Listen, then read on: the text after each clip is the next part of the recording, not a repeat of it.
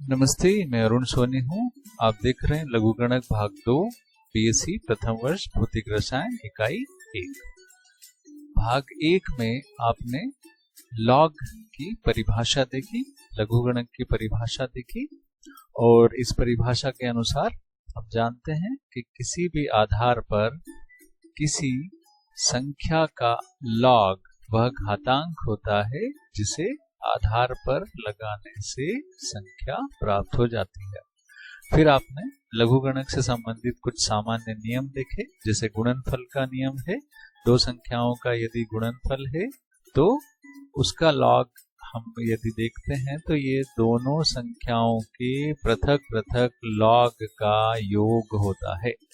इसी प्रकार से यदि दो संख्याओं का भागफल है, मान लीजिए x/y, तो यह अंश के लॉग में से हर का लॉग घटाने पर प्राप्त हो जाएगा।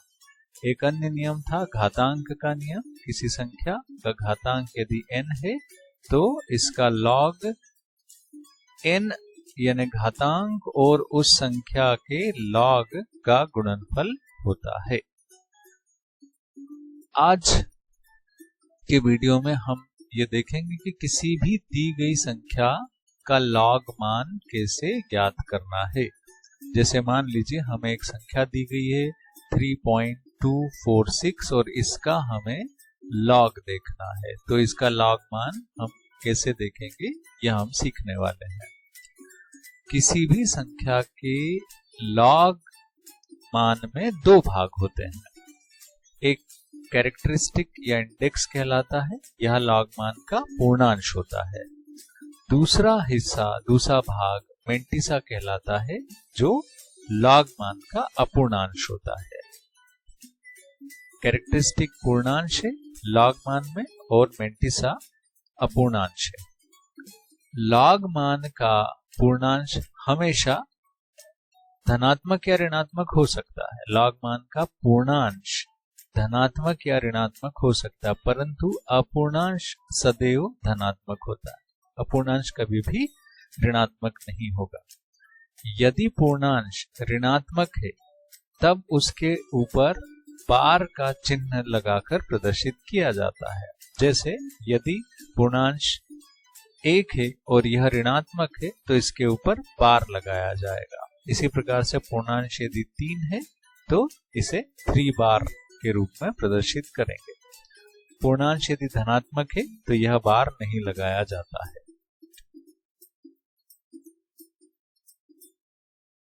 लॉग मान का कैरेक्टर ज्ञात करने के लिए दी गई संख्या का दशमलव के बाईं ओर स्थित पूर्णांश देखा जाता है, जबकि मेंटिसा देखने के लिए हम लॉग टेबल का उपयोग करते हैं।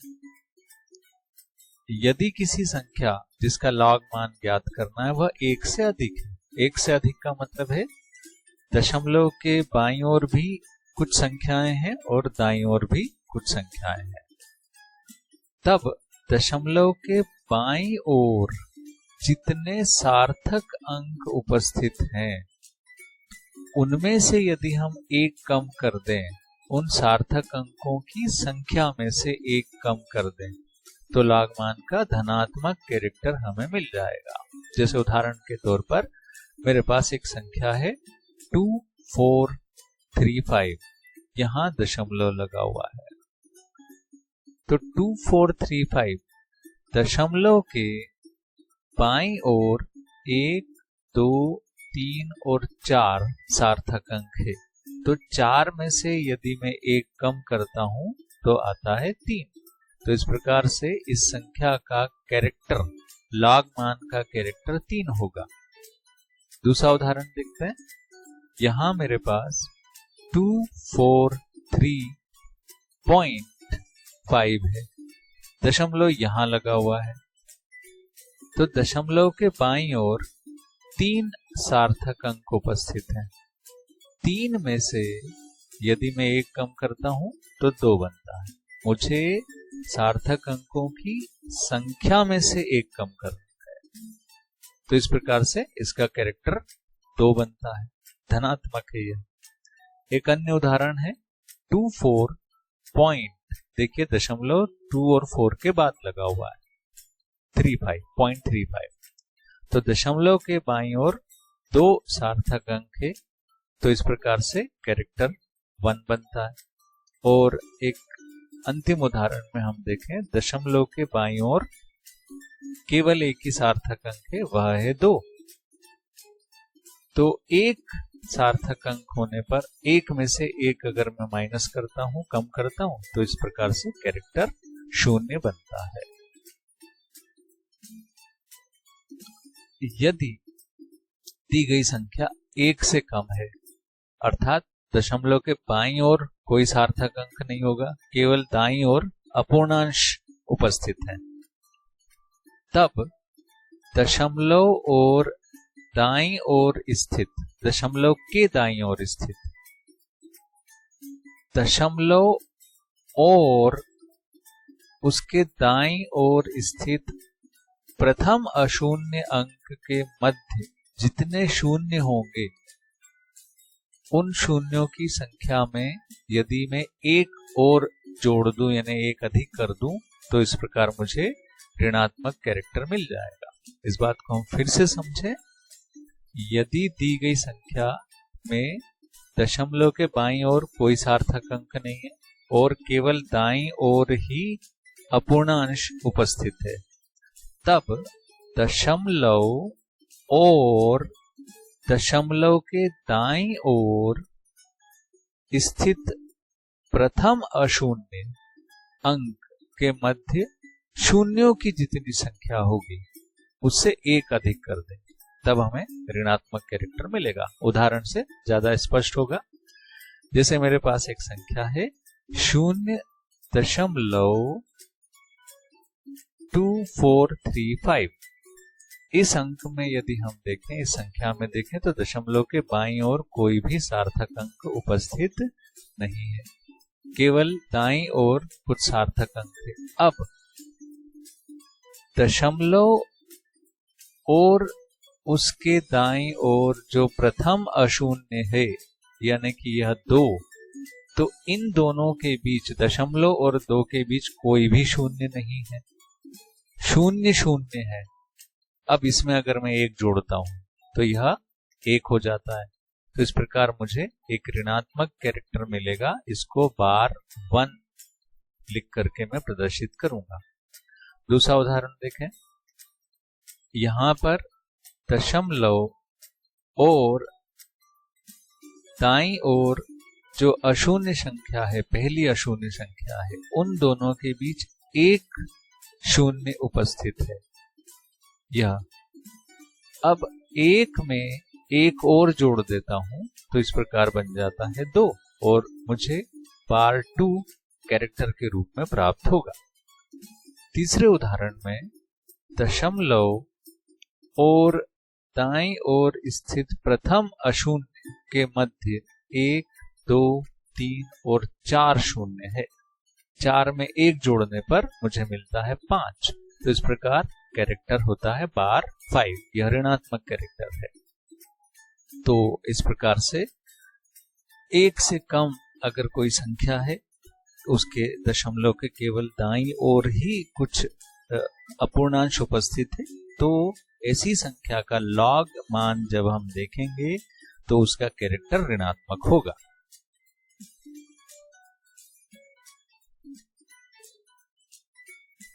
अब यदि हम उपरोक्त दोनों वर्णन को एक साथ समझने की कोशिश करें तो उसका परिणामतः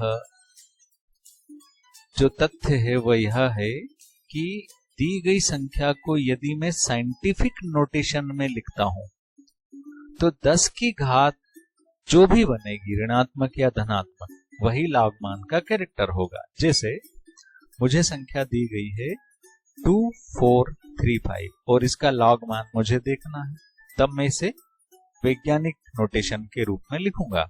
साइंटिफिक नोटेशन में दशमलव के आगे केवल एक सार्थक अंक छोड़ा जाता है। तो इस प्रकार से यदि मैं इसको लिखता हूं तो 10 की घात 3 प्राप्त होती है।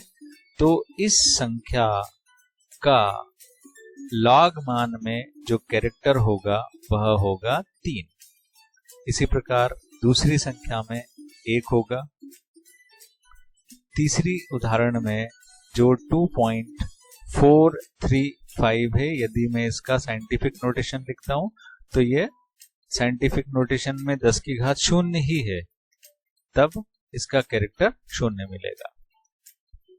अन्य उदाहरण में, अंतिम उदाहरण में यदि हम देखें तो यह संख्या है जिसका लॉग मान देखना है 0.00024335। अब यदि मैं इसको साइंटिफिक नोटेशन में लिखता हूं तो यह दशमलव मुझे 1, 2, 3, 4 बार दाईं ओर विस्थापित करना होगा। ऐसी स्थिति में 10 की जो घात है वो ऋणात्मक 4 होगी, तब इस संख्या का लॉग मान का कैरेक्टर बार 4 होगा।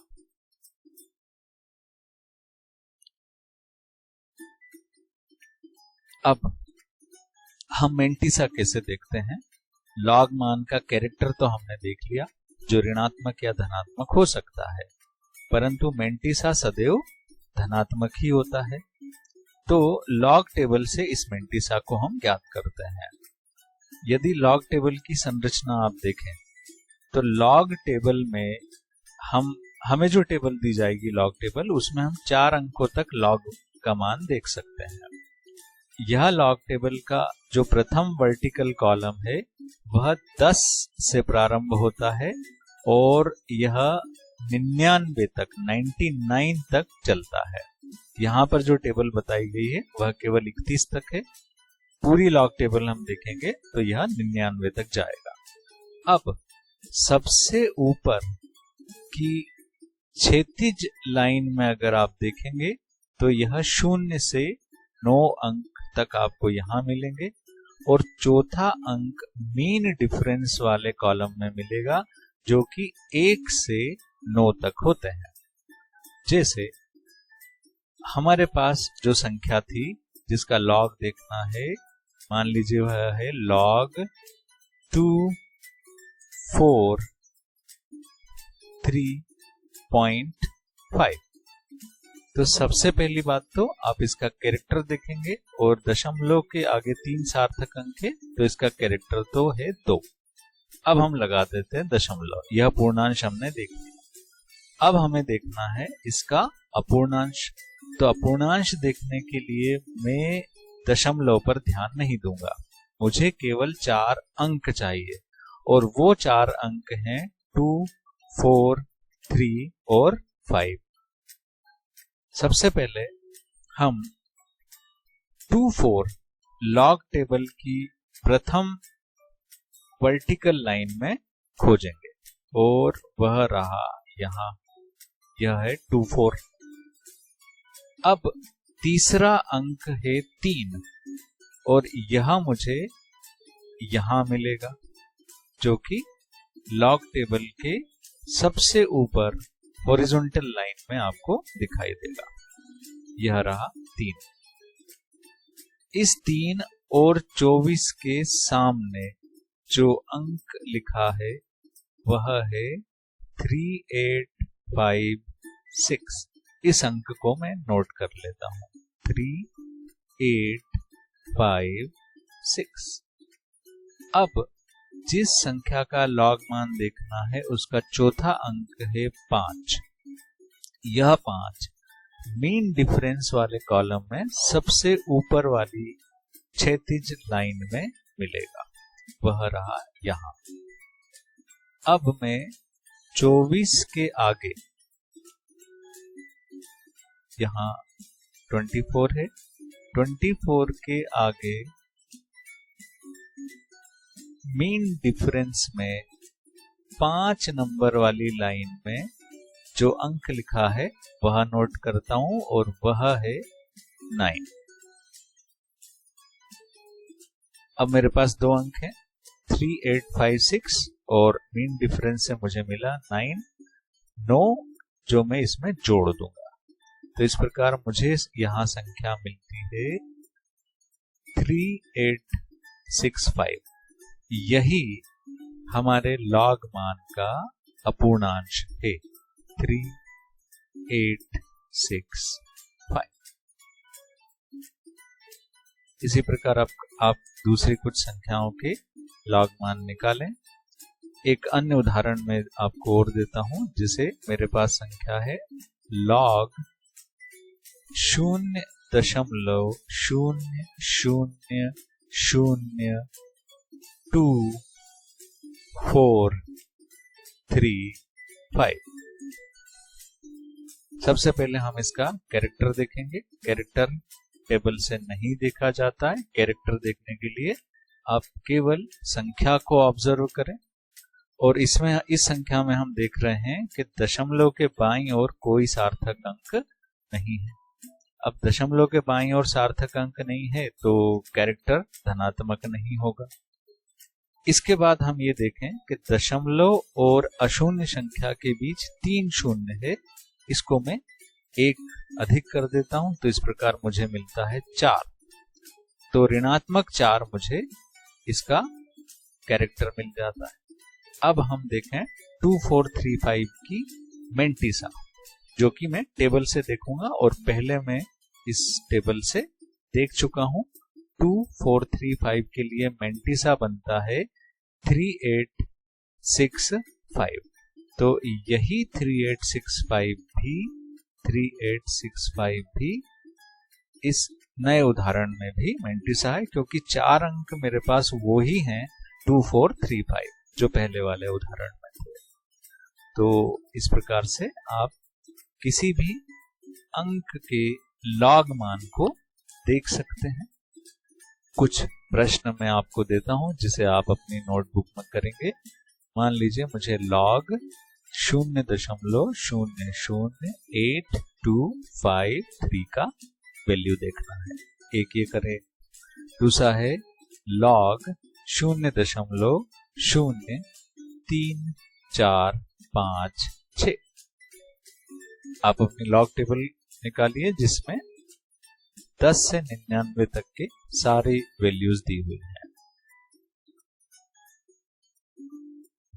दूसरी चीज है एंटीलॉग। एंटीलॉग लॉग का ठीक उल्टा होता है।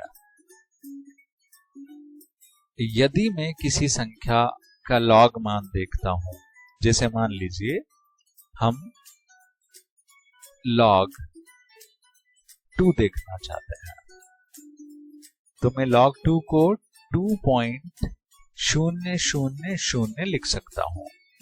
सबसे पहले हम इसका कैरेक्टर देखेंगे। चूंकि दशमलव के बाईं ओर केवल एक सार्थक अंक है, इसलिए इसका कैरेक्टर 0 है। 1 में से 1 घटाने पर 0 मिलेगा। अब मैं मेंटिसा टेबल से देखूंगा।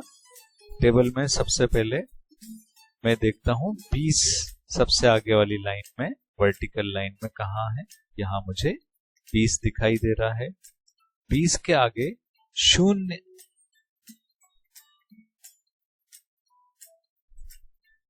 वाली वर्टिकल लाइन में 3010 दिखाई देता है, और चूंकि मीन डिफरेंस 0 में कुछ नहीं होता है, तो मीन डिफरेंस नहीं दिखाई देगा। यहाँ है नहीं, 0 के लिए कोई डिफरेंस नहीं है। तो 20 के आगे 0 वाली लाइन में 3010 लिखा है, तो यही हमारा मेंटिसा होगा 3010। तो इस प्रकार मैंने 2 का जब लॉग देखा तो वह आता है 3010। अब यदि मैं 3010 का एंटी लॉग देखता हूं, यानी कि एंटी लॉग ऑफ 0.3010, तो यह आएगा 2, क्योंकि 2 का लॉग 0.3010 था। तो 0.3010 का एंटी लॉग 2 होगा। तो यह अच्छी तरीके से जान लीजिए कि लॉग और एंटी लॉग एक दूसरे की विपरीत संख्याएं हैं। एक उदाहरण हम लेते हैं। एक ऐसी संख्या जो हमने पहले हल की है, यह है log 0.000245। इसका लॉग मान हम पहले देख चुके हैं। तो यह लॉग मान है बार 4.3865 बार 4.3865। मान लीजिए इसका मुझे एंटी लॉग देखना है। अब एंटी लॉग देखने के लिए हमेशा ध्यान रखें कि कैरेक्टर पर हम कोई ध्यान नहीं देंगे, ये बाद में उपयोग में आएगा, केवल दशमलव की स्थिति ज्ञात करने के लिए। तो जब हम किसी संख्या का एंटी लॉग देखते हैं तो सदैव उसका धनात्मक मेंटिसा ही हम देखेंगे। इस धनात्मक मेंटिसा का मान एंटी लॉग मान टेबल से हम देख सकते हैं। यदि आप एंटी लॉग टेबल देखते हैं तो इसकी संरचना लॉग टेबल जैसी ही है, परंतु जो सबसे पहली ऊर्ध्वाधर लाइन है, पंक्ति है अंकों की, वह लॉग टेबल में 10 से प्रारंभ होकर के 99 तक चलती है, 99 तक चलती है। जबकि एंटी लॉग टेबल में यह वर्टिकल पंक्ति, जो ऊर्ध्वाधर पंक्ति है अंकों की, वह 0.00 से प्रारंभ होती है और यह 0.99 तक चलती है। केवल इतना सा अंतर है लॉग टेबल और एंटी लॉग टेबल में। अब देखने का तरीका वही है। मेरे पास जो 4 अंक हैं वे हैं दशमलव के बाद वाले। केवल मेंटिसा ही एंटी लॉग टेबल में देखा जा सकता है, मेंटिसा का मान देखा जा सकता है और उस मान से भी हमें 4 अंक प्राप्त होंगे। देखते हैं, मेरे पास संख्या है 0.3865। तो एंटी लॉग टेबल में मैं 0.38 सबसे पहली वाली ऊर्ध्वाधर पंक्ति में कहाँ लिखा है यह खोजूंगा। तो यहाँ 0.38 मुझे नहीं दिखाई दे रहा है। मैं एक अन्य उदाहरण ले लेता हूं। मान लीजिए मुझे एंटी लॉग 0.3010 देखना है, जो कि हमने 2 का लॉग देखा था तब मिला था। तो मेंटिसा है 0.3010। तो ऐसी स्थिति में मैं एंटी लॉग टेबल में सबसे पहले ढूंढता हूं कि सबसे पहली ऊर्ध्वाधर पंक्ति में 0.30 कहाँ लिखा है। वह मुझे दिखाई देता है यहाँ, यह है 0.30। अब इस 0.30 के सामने 1 नंबर वाली ये तीसरा अंक मुझे यहाँ दिखाई देगा। 2 अंक थे 30 जो कि सबसे आगे दिख गए, तीसरा अंक है 1 जो मुझे यहाँ दिखाई दे रहा है। तो 0.30 के आगे नंबर 1 वाली ऊर्ध्वाधर पंक्ति में 2000 लिखा हुआ है, 2000। मीन डिफरेंस 0 के लिए कुछ नहीं होगा। इस प्रकार मुझे 4 अंक मिल जाते हैं। अब मुझे दशमलव का स्थान तय करना है। मान लीजिए अभी फिलहाल इस उदाहरण में कैरेक्टर 0 है, तब मैं इसे 2.000 इंटू 10⁻0 लगा दूंगा। यह हमारा कैरेक्टर है। वह कैरेक्टर कुछ भी हो सकता है, कोई अंक हो सकता है, धनात्मक हो सकता है, ऋणात्मक हो सकता है। तब मुझे एंटी लॉग टेबल से मिले 4 अंकों को साइंटिफिक नोटेशन के रूप में लिखना है। तो इस प्रकार से इसका एंटी लॉग मान मुझे मिल गया, जो कि 2 है। पिछले उदाहरण में आपने देखा था कि जब हमने log 2 का वैल्यू देखा, उसका मान देखा, तो आता है 0.3010 और जब हमने 0.3010 का एंटी लॉग देखा तो वह हमें मिलता है 2.000। तो ये दोनों प्रक्रियाएं बिल्कुल एक दूसरे से उलट हैं। आप और प्रैक्टिस कर सकते हैं। जैसे मान लीजिए आपको देखना है एंटी लॉग बार 2.3865 2 5 3 5।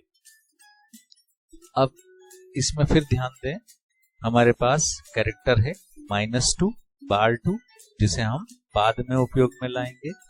अभी एंटी लॉग टेबल देखने के लिए हम केवल इसके मेंटिसा यानी कि दशमलव के बाद वाले भाग पर ध्यान देंगे। दशमलव के बाद वाले भाग में मुझे सबसे पहले 2 अंक दिखाई देते हैं 2 5, जो मैं एंटी लॉग टेबल में देखूंगा वो रहे यहाँ, यह है 2 5। इस 2 5 के बाद तीसरा अंक है 3 और चौथा अंक है 5।